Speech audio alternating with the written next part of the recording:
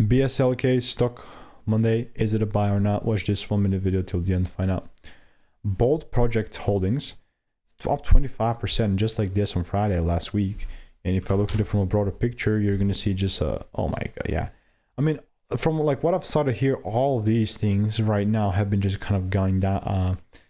Hard time from going down, but like Friday was like the biggest day ever. And I mean, I'm not even gonna try and go against this. It's still a bearish market. It's still a pretty bearish market.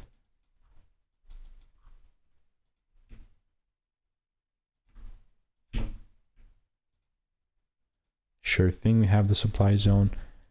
So only if there's like a double break beneath some lows, this is something that I'll, I guess, jump in on and take it lower.